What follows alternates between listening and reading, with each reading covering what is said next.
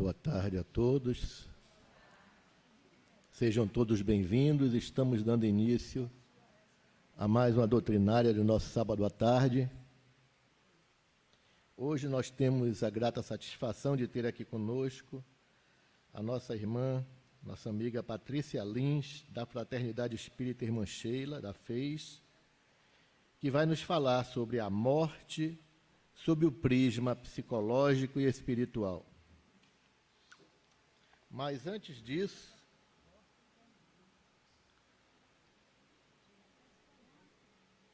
sejam bem-vindos também os nossos ouvintes, que nos assistem pelo canal do YouTube. E eu queria também lembrar a todos, como eu sempre estou fazendo, que neste mês de novembro e dezembro, nós estamos trabalhando, porque em dezembro nós temos que dar uma cesta dobrada para os nossos assistidos. Então, não é o centro que vai dar. Quem vai dar somos todos nós. Vão dar ou não vão? Quem vai dar? Levante a mão. Muito bem. Que não vai dar, bicho, que mistiaria. Então, a gente vê que tem muita gente que diz assim, aquele rapaz ali é retado mesmo, todo mês ele traz. Mas tem gente que só sabe elogiar os outros, mas não faz, porque se esquece, não é?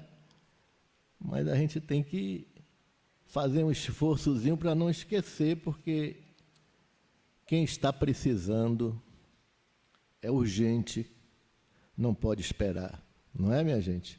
A fome, quem já teve fome sabe que a fome não pode esperar para amanhã, ela tem que ser atendida hoje, não é verdade?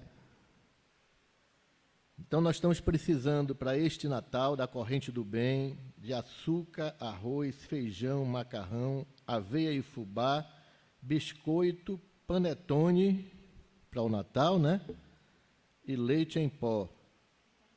Essa é a prioridade. Depois, o sabão em barra, sabonete, creme dental e papel higiênico. Então, nós gostaríamos de contar com a ajuda dos nossos ouvintes e também dos que estão aqui nos assistindo ao vivo e a cores. Vocês vão trazer? Olha aí, vai trazer, levante a mão, quem vai trazer? Quero ver, viu? Porque, olha, é muita gente carente, viu? Desde quando eu comecei o trabalho, foi com a carência, o irmão Jerônimo, pedindo sempre, falando sempre que eu mandasse o pessoal trazer coisa para os pobres. Não é? Que olha, com fome ninguém vive não.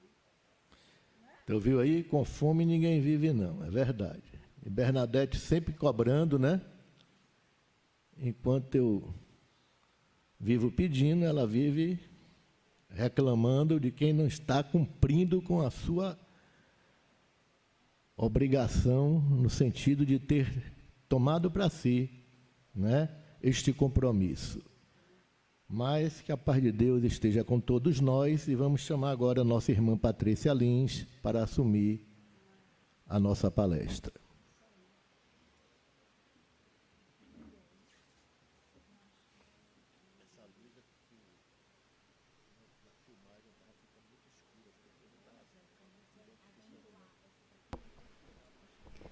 Boa tarde, amigos. Para mim é uma alegria, mais uma vez, estar aqui com vocês, para que nós possamos reflexionar sobre esse tema tão interessante, tão basilar para a nossa amada doutrina espírita, a morte sob o prisma, psicológico e espiritual. Gostaria, primeiramente, de agradecer ao convite merecido dessa casa, em nome de Nilcélia Miranda, estendendo agradecimento aos trabalhadores deste santo lugar. Que Deus dê vida longa a essa casa pelos seus grupos de estudo, tarefas assistenciais e tantos outros trabalhos que alimentam o corpo e o espírito, tão importante, nesses dias. Agradecer à espiritualidade superior pelo seu concurso invisível, pela imensa misericórdia que tem por nós, que sempre acorremos a esses templos de Deus enfermos, carentes, e aqui conseguimos nos repletar de um alimento espiritual exato para as nossas necessidades. E agradecer também a presença de todos, encarnados e desencarnados, para que hoje possamos reflexionar sobre o Evangelho à luz da doutrina espírita. Em O Livro dos Espíritos, no livro 2º, Mundo Espírita ou Mundo dos Espíritos, capítulo 3º, Retorno da vida corpórea à vida espiritual. Na questão 149, o nosso insigne codificador vai questionar: em que se torna a alma no instante exato da morte? Ao que os imortais vão responder: volta a ser espírito, e em verdade nunca deixou de sê-lo, mas agora abandona o corpo, as vestes corporais no mundo material, e retorna para o mundo dos espíritos, a sua verdadeira casa. Prosseguindo nas indagações, na questão 150, os imortais ainda vão completar: a alma nada leva consigo deste mundo, nada mais que a lembrança e o desejo de ir a um mundo melhor. É uma questão básica que muitos de nós com certeza já sabíamos, mas que cumpre sempre recordar. Porque num tempo em que somos tão apegados à nossa imagem, por vezes não temos apreço às coisas banais ou mais estereotipadas da vida material. Roupas, joias, carro, apartamento, mas temos por vezes um apego muito grande aos enlaces afetivos que nós desenvolvemos, aos postos de serviço que nós ocupamos, aos cargos, ao poder, à riqueza, à evidência que por vezes a nossa posição nos causa. Recordemos que quando voltarmos para casa, tudo disso que diz respeito à nossa personalidade aqui ficará. Morreremos, portanto, como houvermos vivido, porque vida é continuidade, progresso, evolução, trabalho e, sobretudo, movimento construtivo. Dito isso, a morte não é nada. Mas quando eu digo que a morte não é nada, eu não quero minimizar a dor daqueles que sofrem pela perda dos seus entes queridos. Não é uma tentativa de invalidação em nome do ideal espírita que nós abraçamos, que eu simplesmente, por ser espírita, não tenho que sentir a dor da saudade que dói sempre nos dois mundos. Quando eu digo que a morte não é nada, eu quero dizer que a vida é que estua por toda parte, e a morte não transforma quem quer que seja. É apenas um estado de mudança, como se fosse a continuação de um livro que termina numa página e continua na página seguinte, e segue o ritmo das palavras entabuladas pelo seu autor, pelo seu escritor, que compartilha conosco das suas ideias, da sua filosofia, das suas ideologias. Com isso, nós queremos afirmar que o verdadeiro mistério não está propriamente na morte, mas sim na vida e na importância que todos nós temos de afirmar a vida sob qualquer circunstância. O filósofo alemão Friedrich Nietzsche, mesmo com todas as suas opiniões, por vezes contraditórias, sobretudo em relação à religião, defendia essa tese, que nós devemos afirmar a vida sob qualquer circunstância, desejar ardentemente vivê-la e conseguir explorar todas as suas potencialidades, a fim de que nós possamos nos tornar nós mesmos, o que significa transformar tudo aquilo que já jaz em nós enquanto potência em atos construtivos e edificantes da própria vida. Mesmo um médico, pela sua técnica, pode emitir um atestado de óbito, mas ele é incapaz, com todo o nosso respeito a essa nobilíssima profissão e tantas outras, de atestar a vida. E o que eu quero dizer com isso? A vida é um fenômeno complexo, que não se circunscreve a algumas funções biológicas, como os batimentos cardíacos, como as sinapses neuronais ou os movimentos musculares. De certo, a vida biológica é um verdadeiro milagre. A máquina orgânica, para que ela possa funcionar com proveito, é regida por uma lei de harmonia que nós espíritas acreditamos está sob o império da mente imortal que por ora, habita neste corpo. Mas a vida verdadeira, a vida em espírito, estua por toda parte. É por isso que, morto o corpo, continuam vivos os princípios que animam o espírito, a recordação das suas experiências, a sabedoria que desenvolveu enfrentando as dificuldades com desassombro, como espírito aguerrido, com vontade de perseverar, por encontrar um sentido, ainda que insignificante, as pequenas cenas e mais banais da nossa história. Os sentimentos, os nossos valores imperecíveis, estes sim, vivem para sempre e são estes que vão nos acompanhar quando nós abandonarmos essa veste corpórea que nos serve para que seja uma plataforma ou um instrumento de experiências que sejam engrandecedoras para o espírito imortal que eu sou. E é um engano pensar que nós morremos apenas uma vez. Normalmente, nascemos, é emitida uma certidão de nascimento e a nossa morte é decretada com uma certidão de óbito. Mas, em verdade, nós já estamos morrendo um pouco a cada dia. Isso pode parecer mórbido e até estranho. O espírito Joana de Ângeles, pela psicografia de Divaldo Franco, em uma das mensagens da sua obra Vida Feliz, vai dizer: cogita, pensa um pouco a cada dia sobre a sua morte. Não que a gente vá ter um aspecto soturno, sombrio, pensando com pessimismo que a vida é só sofrimento e que a cada aniversário que a gente faz, mais próximos da morte estamos.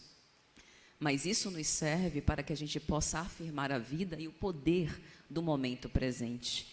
Entender a eternidade do minuto, a importância de vivenciar as experiências não amanhã, conjecturando com inquietações sobre o que pode vir a acontecer ou não, mas que eu possa me apossar da minha existência fazendo o melhor que eu posso agora, não depois, com os recursos disponíveis, enquanto não desenvolvo recursos melhores ainda.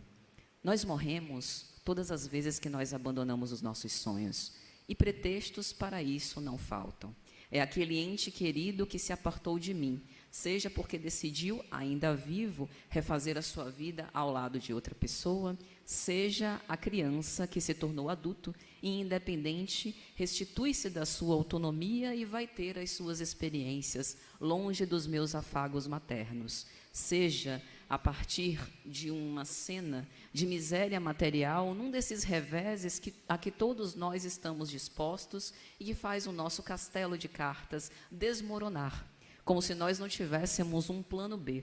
A vida só fosse afirmativa dentro das condições que eu desejasse. E se Deus decide para o meu melhor, para que eu possa progredir e evoluir, vencendo as dificuldades, promover esse revés, com o objetivo de me propelir à transformação e à mudança, com recursos mais escassos para que eu seja fiel no pouco, eu já blasfemo de Deus, nego-lhe a existência e o poder e supremacia sobre a minha vida. É escolha minha. Mas nesse momento estou eu morrendo aos poucos. Por quê? Porque todos nós fomos feitos pelo amor, para amar. Não há nada fora de Deus. O apóstolo Paulo, em Atos dos Apóstolos, registrado por Lucas, vai dizer: em Deus estamos e em Deus nos movemos. Portanto, todas as vezes que nós colocamos recalcitrantes, todas as vezes que nós negamos a existência dessa presença infinita de insondável bondade em nossas vidas, andamos contraditórios ao amor, nos impacientamos, nos revoltamos e ferimos não a ninguém, mas sobretudo a nós mesmos. Somos traidores dos nossos propósitos iluminativos, da nossa primeira missão, que não está em casa, que não está do lado de fora, que não está na sociedade, mas está comigo. A minha primeira missão, e que ninguém poderá desincubi-la para mim, é construir a minha própria felicidade de acordo com os valores que eu esposo. Tornar a minha vida significativa, não porque eu busque o reconhecimento ou a aprovação de quem quer que seja, mas para que eu esteja em paz com a minha própria consciência. E quando eu perco isso, nem que seja por um minuto, nem que sejam por alguns dias, eu estou morrendo aos poucos. A boa notícia é que nós podemos renascer também a cada dia, como o amanhecer, que desponta no céu, como o dia de hoje aqui em Salvador, esse dia lindo com que Deus nos presenteou, que vem o entardecer e o anoitecer, e a certeza de que amanhã reinicia-se tudo de novo. Assim também somos nós, com as nossas potências psíquicas, com o nosso simbolismo infinito e a nossa imensa capacidade criativa de transformar o mundo em derredor dos nossos passos, por conta de uma diferente forma de ver as coisas que nos acontecem. Nós morremos também sempre quando deixamos esfriar a nossa caridade. No sermão escatológico, Mateus capítulo 24, Jesus faz um discurso preparando os seus discípulos daqueles tempos, e também nós, os cristãos, que o seguimos depois para os tempos difíceis que enfrentaríamos. E num dos trechos, já para o final, quando ele vai falar que aquele que perseverar até o fim, este sim será salvo, ele nos advertiu. Porque a iniquidade irá tomar grandes proporções e a caridade de muitos esfriará, é preciso que nós permaneçamos vigilantes. E o que isso quer dizer? Ao longo dos tempos, nós vimos as notícias relacionadas à violência, à falta de amor, de empatia, quebra de fraternidade, de solidariedade, o egoísmo e o orgulho tomando grandes proporções. Mas qual a nossa participação nisso? Porque se nós observamos a psicosfera da crosta planetária, é importante que nós tenhamos a percepção que contribuímos para tal formação. A psicosfera no planeta nada mais é do que a soma das psicosferas individuais daqueles que habitam, encarnados e desencarnados.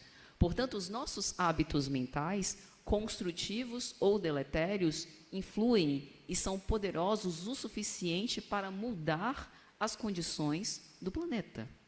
Quem disse isso foi Jesus há mais de 2000 anos, quando nos convoca para a construção de um reino dos céus imperecível e invisível aos olhos, convocando a melhor parte de nós, o nosso potencial de amar, de exercitarmos renúncia, abnegação e devotamento, não nos grandes atos, como os apóstolos, de largar os seus afazeres e segui-lo, ainda que não cognoscivelmente entendessem aquela mensagem pela via lógica racional, como hoje nós temos acesso pela filosofia espiritista. Quando nós lemos a obra Gênese, vemos os milagres do Evangelho explicados de uma forma extremamente racional, o que nos ajuda muito. Naquela época, os apóstolos não tinham esse aporte, ainda não haviam passado pelo iluminismo ou século das luzes, os anos não haviam se dobrado sobre os anos e o avanço da filosofia, da psicologia, da medicina e de outras ciências não havia se dado como hoje já se deu. E ainda assim temos dificuldade de praticar as pequenas renúncias. A renúncia do silêncio, quando uma boca se abre, acostumada a escarnecer, e tenta fazer uma manipulação, transformando-se em vítima de uma situação e de nós como algozes. E por vezes nós vestimos essa carapuça, ainda que conheçamos os traços do nosso caráter. A renúncia, quando nós observamos o desejo legítimo de alguém que anda conosco de enveredar por outros caminhos e achamos pela nossa posse, pelo nosso apego, por transformar o outro como muletas sem os quais aparentemente não poderíamos viver, agrilhoando-nos a nós. As renúncias silenciosas, cada choro de sacrifício sem o aspecto de lamentação, por perceber a dificuldade de transformar a nós mesmos e não a quem quer que seja. Porque essa é a maior batalha que a gente precisa travar, a batalha de nós para conosco. Então, quando nós deixamos esfriar a caridade, é lógico que a desigualdade social graça no mundo e nós precisamos mesmo praticar muita caridade material, mas, sobretudo, e sem esquecer dessa, a caridade moral, a começar por mim. Amar ao próximo como a mim mesma. Então, preciso minimamente conhecer minhas imperfeições, meus pendores, aquilo que eu repito sistematicamente, até de modo inconsciente, para que eu possa me transformar em alguém melhor para mim e para o mundo. Preciso reconhecer os meus valores inegociáveis, sem os quais não posso construir uma vida feliz, para, a partir disso, também reconhecer no outro o melhor que ele pode oferecer. E aí a gente muda, porque passamos a não mais buscar um Salvador para quem a gente transfira a responsabilidade dos nossos próprios atos, mas passamos a, pela lei de cooperação, viver num ambiente mais fraterno e mais solidário, justamente porque não permitimos que essa caridade se esfriasse. E não à toa, Kardec, em O Evangelho segundo o Espiritismo, aponta a caridade como o lema cristão. É pela caridade, pelos frutos desse amor em ação, que nós seremos reconhecidos cristãos e, portanto, teremos vida eterna, vida em abundância. Nós também morremos todas as vezes que amornamos a nossa fé e a nossa esperança. Quando deixamos o pessimismo se apossar de nós e duvidamos, subestimamos as nossas próprias capacidades. Aí sim está decretada a nossa morte. Porque por mais que tenhamos potência para ser convertida em ato, se nós não acreditamos em nós mesmos, nada disso será suficiente para essa transformação. É preciso que nós tenhamos uma visão realista, sim, com respeito à vida, mas uma visão, sobretudo, otimista, para que nós possamos perceber o valor da nossa existência no mundo, porque não foi por outra razão que Jesus nos convocou e nos convoca pessoalmente para construtores desse reino divino. Morremos quando deixamos de fazer o que gostamos por medo das críticas, quando nos decepcionamos, quando nos desiludimos. Morte, aliás, extremamente necessária para o nosso processo evolutivo. Por vezes a gente quer fugir das desilusões, ver a vida apenas sob o ponto de vista real, o que é impossível. Todos nós precisamos de algum grau de abstração, de fantasia, de imaginação, de sonhos para sobreviver. Mas a desilusão é, como a dor, uma mestra que nos ensina em que nós devemos investir a nossa atenção, a nossa dedicação, o nosso foco.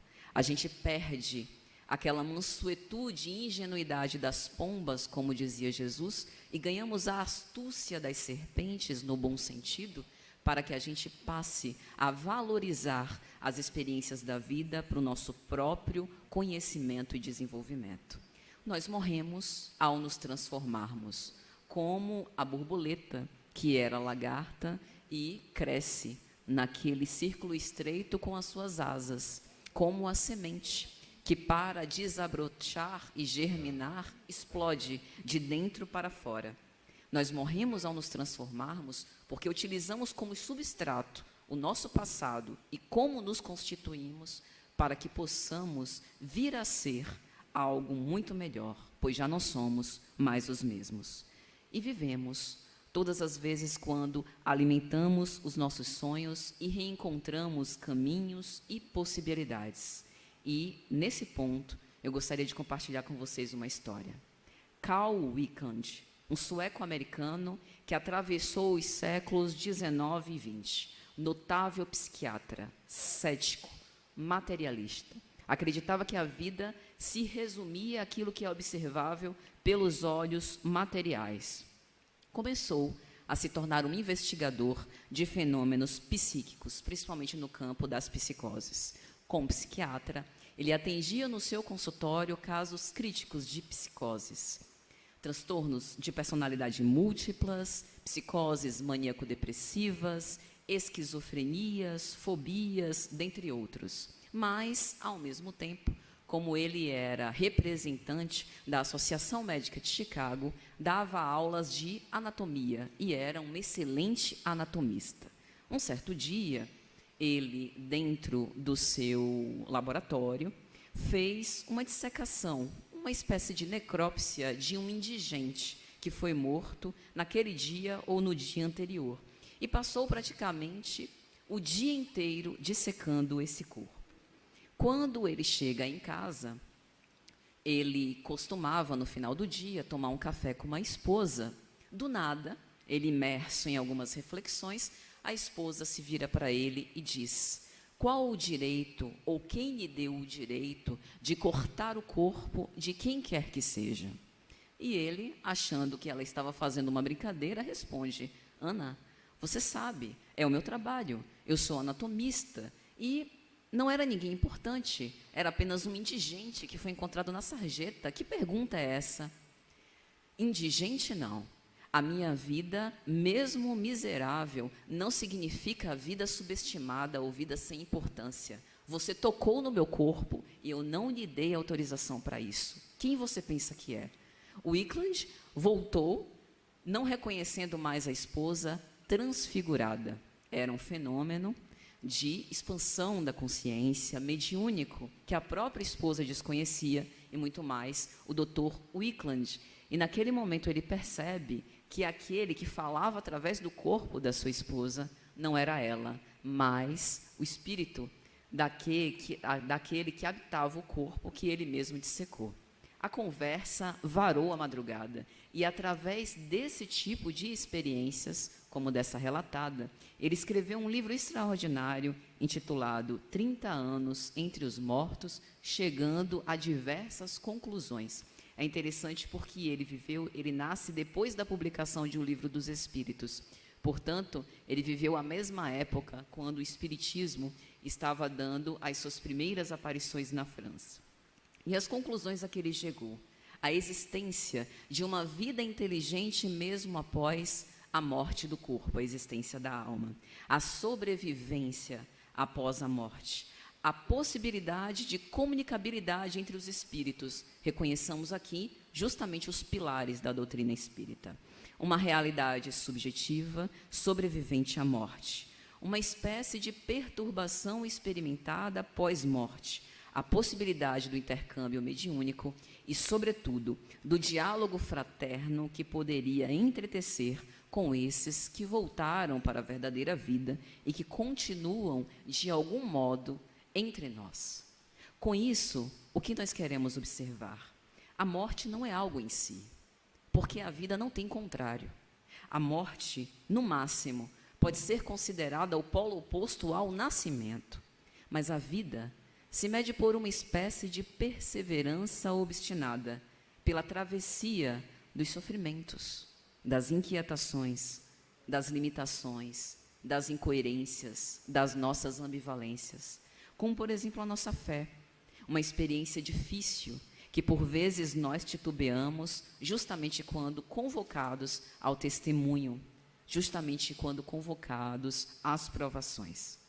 A morte, portanto, é a perda da capacidade de esperançar, sobretudo de acordo com o prisma psicológico.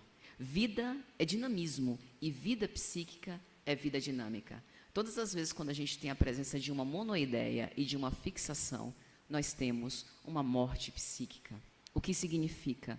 A nossa capacidade criativa, essa energia psíquica precisa estar em movimento para preservar a sua capacidade de resgate das lembranças, desenvolvimento de afetos e representações e, sobretudo, capacidade de elaboração.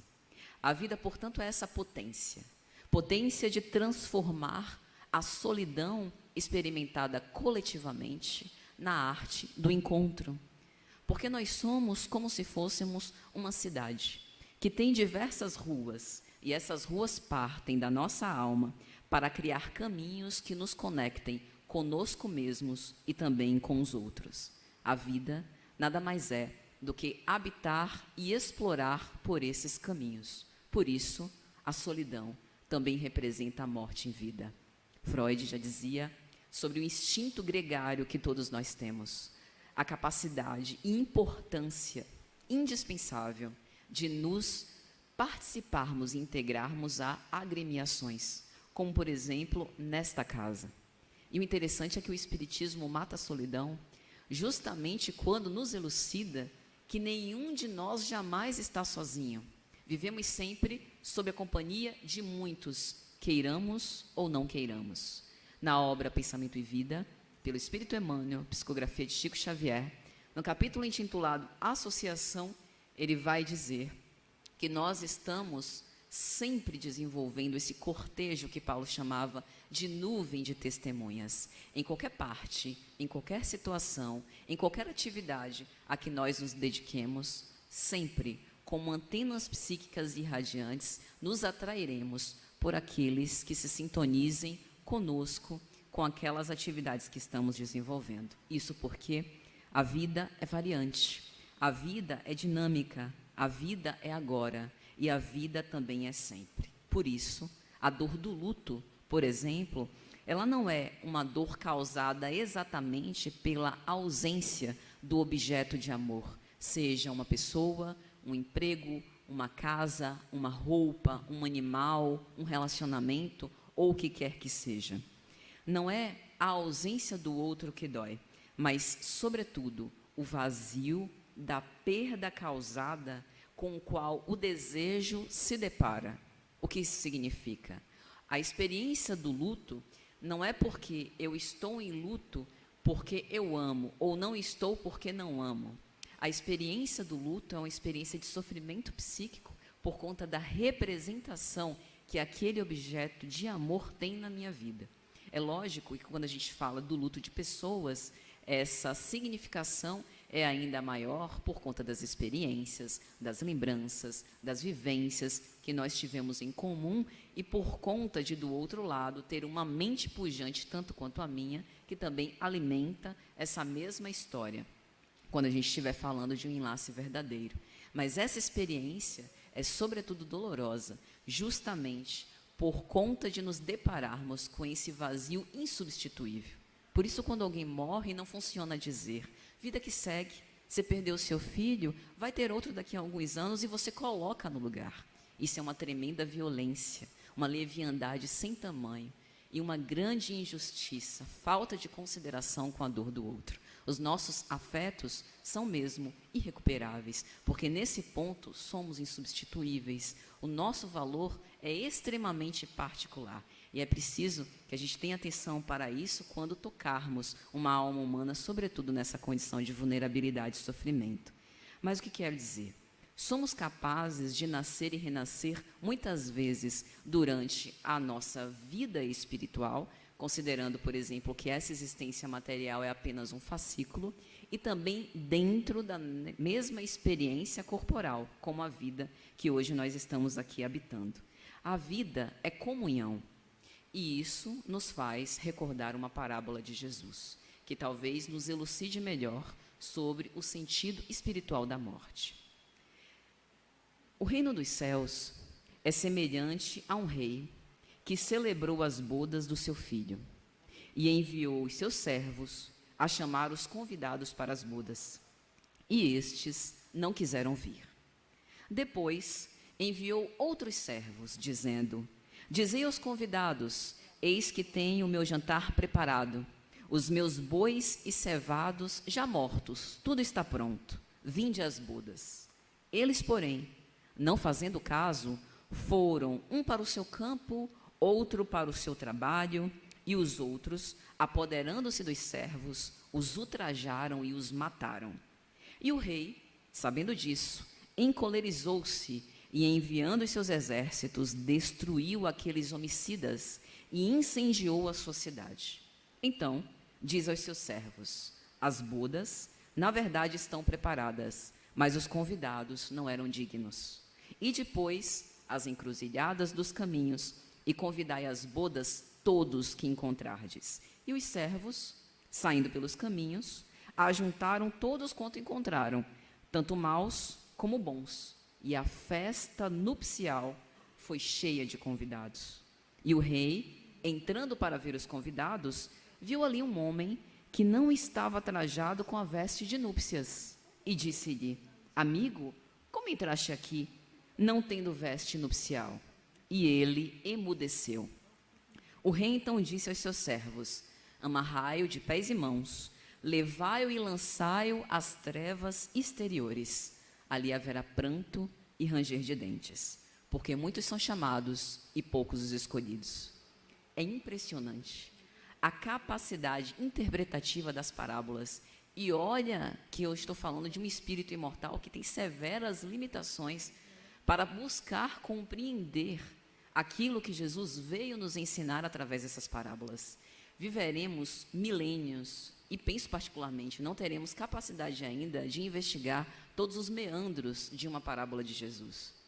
Essa parábola do festim de bodas, Mateus capítulo 22, versículos 1 a 14, fala sobre casamento. Não um casamento qualquer, um casamento real. O rei, casando o seu filho, convida o povo. Isso é impensável. Isso já nos mostra que, com certeza, essa parábola não está falando de um casamento material. Está falando de um outro tipo de casamento. Para nós, encarnados no corpo, o casamento talvez simbolize a união que mais tem uma comunhão íntima, uma comunhão indissociável, em que a gente normalmente planeja dividir sonhos, planos, filhos, casa, carreira, projetos. É basicamente compartilhar a própria vida ao lado de outra pessoa. E isso também talvez seja um poderoso símbolo para nós compreendermos o que Jesus planeja para com o ser humano. Ao falar do casamento, é como se ele recordasse que a nossa própria relação do espírito imortal com Deus deve ser uma relação de casamento, de fidelidade, de comunhão de propósitos, como também se nós partilhássemos a nossa vida junto com o Pai Celestial, observando os seus ensinamentos em cada lance difícil que a gente precisa empreender.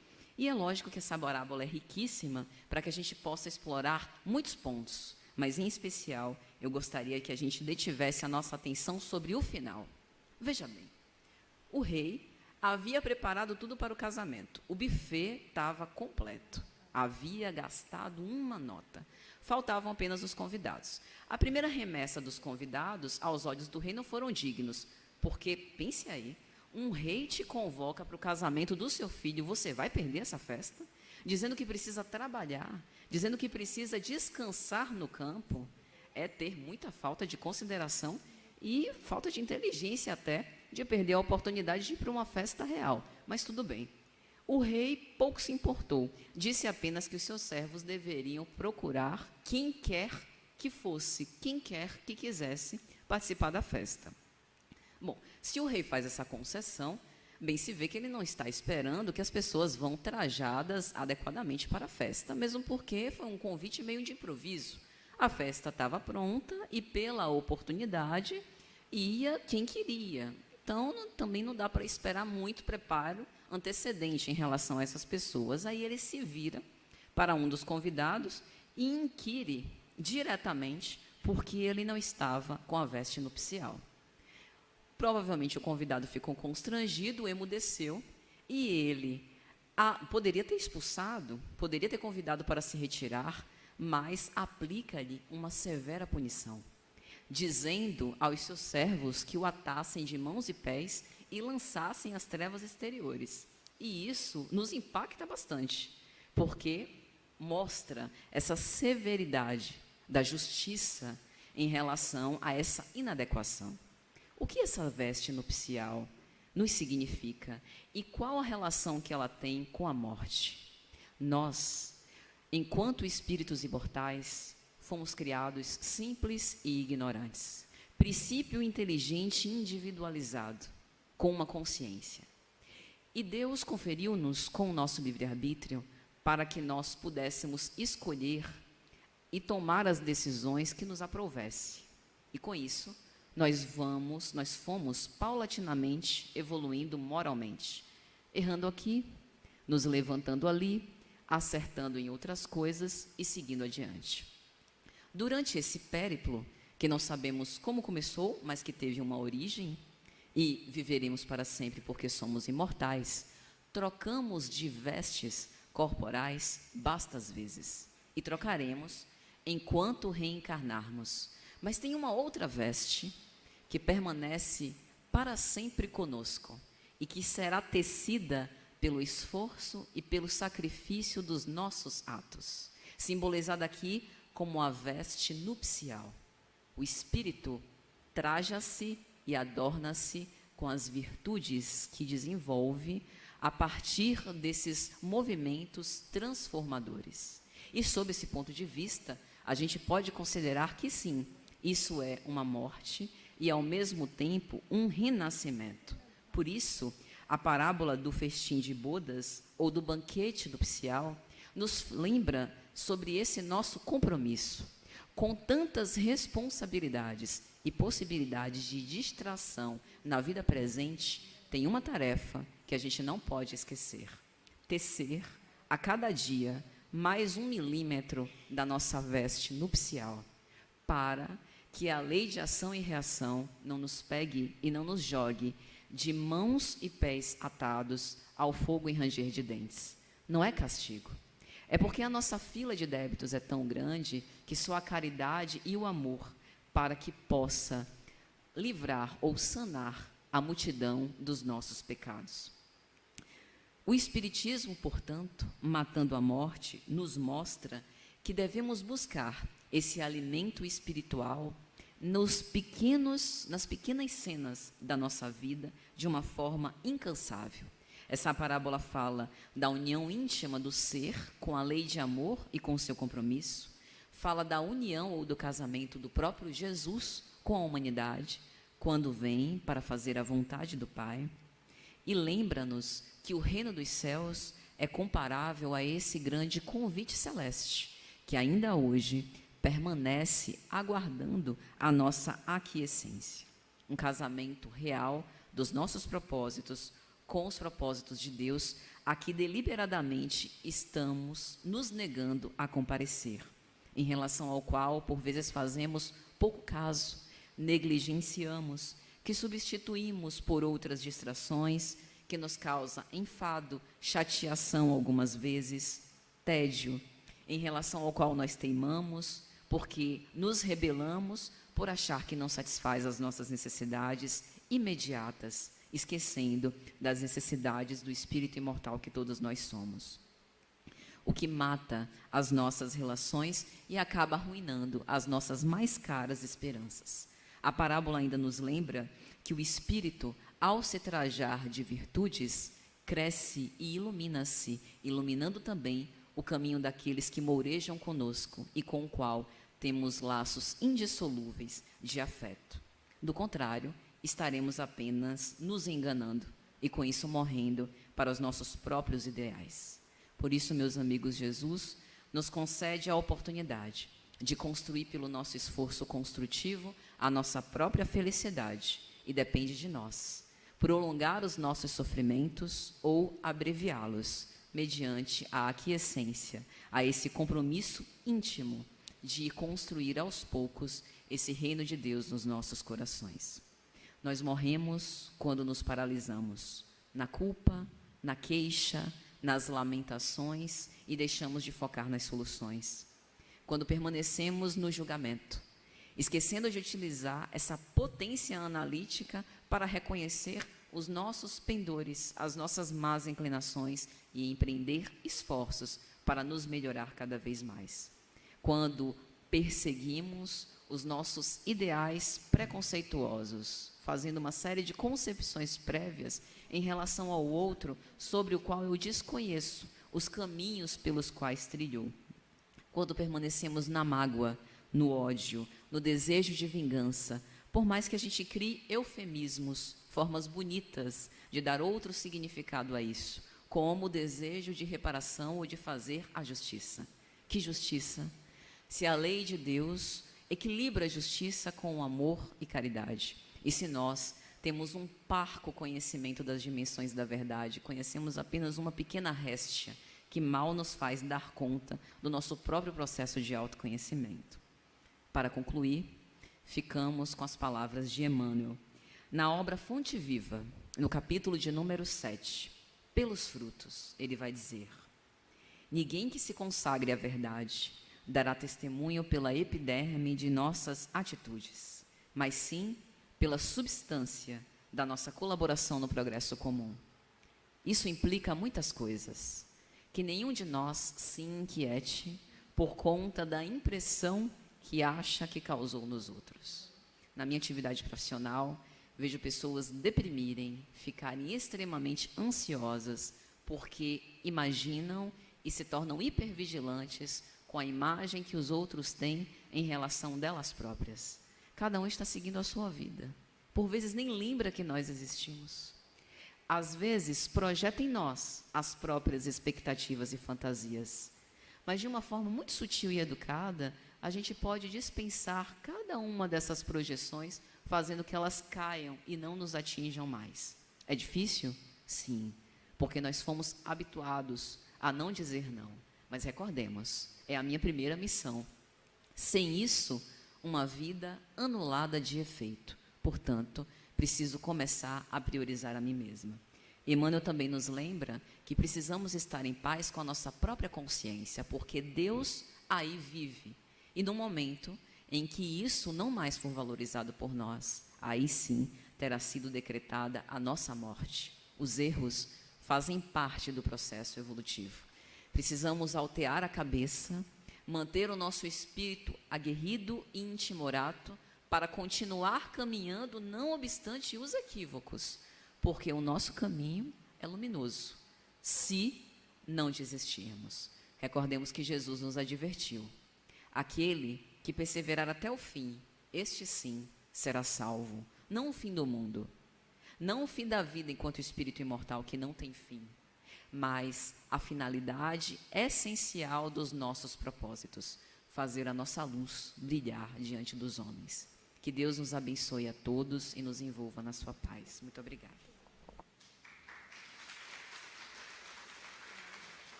Então, nós agradecemos a nossa irmã Patrícia pela bela mensagem dessa tarde.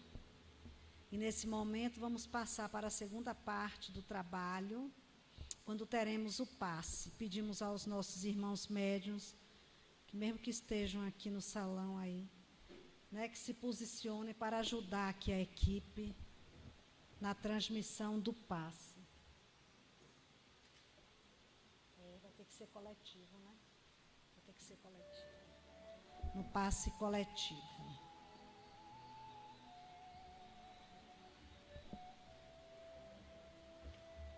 Então, fechemos nossos olhinhos, vibrando com Jesus, respirando tranquilamente.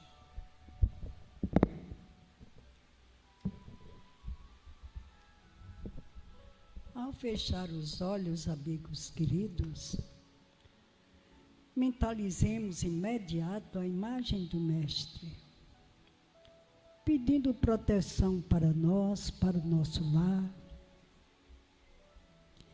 para os nossos familiares, para o nosso planeta Terra, para nossa Salvador, para o nosso Brasil, para nosso Centro Deus, Luz e Verdade, onde aqui estamos.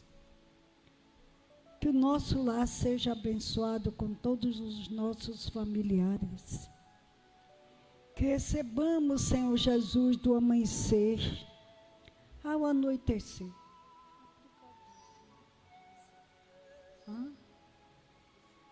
Pode aplicar. Agora os médios vão levantar as mãos e aplicar o passe. É neste momento que a luz divina toca sobre nós. Que os mensageiros aqui estão. Se você sentir uma dor, acreditai que esta dor vai sanar. Porque você tem fé. A fé é um potencial divino de força positiva que nos acalma, transmitindo amor no coração, nos animando para uma vida melhor, ensinando-nos o caminho para frente, sem precisarmos estar olhando para trás. O que ficou, ficou. O que nos importa é o que sigamos em frente.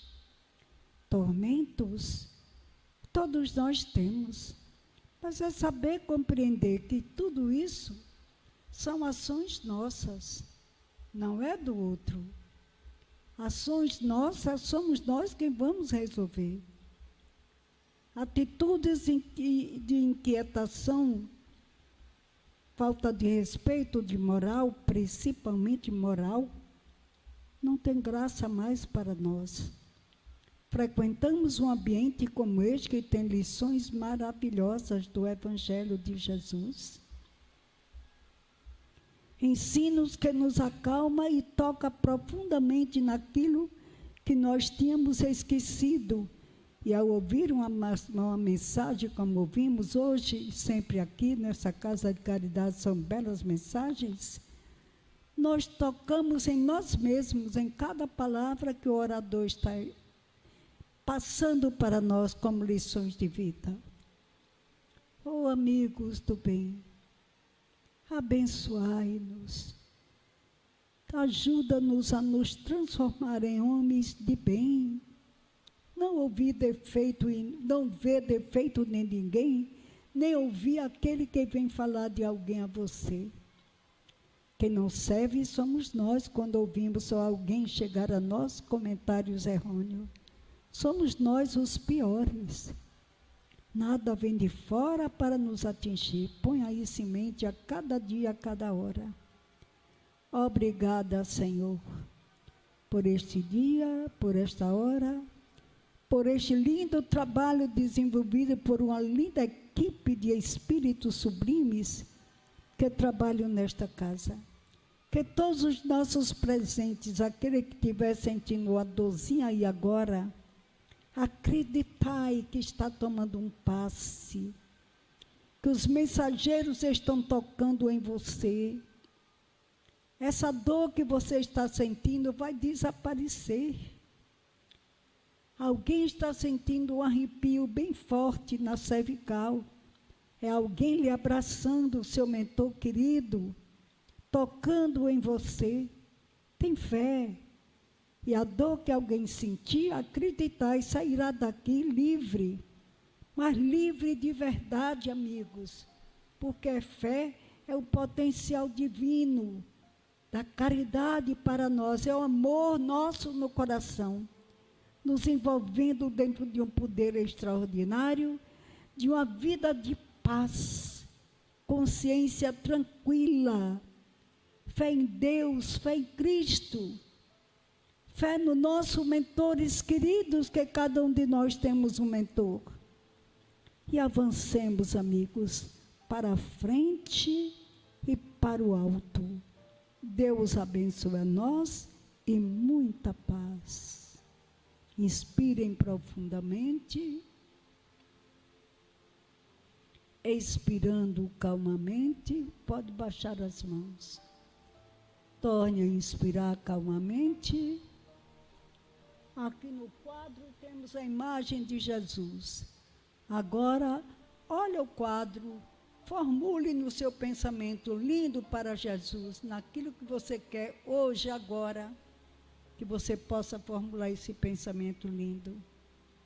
E assim sendo, Deus abençoe a nós, muita paz, e vamos em paz para os nossos lares. Estamos dando por encerrado o nosso trabalho de hoje, né? Muita paz, gente. Tá bom, né?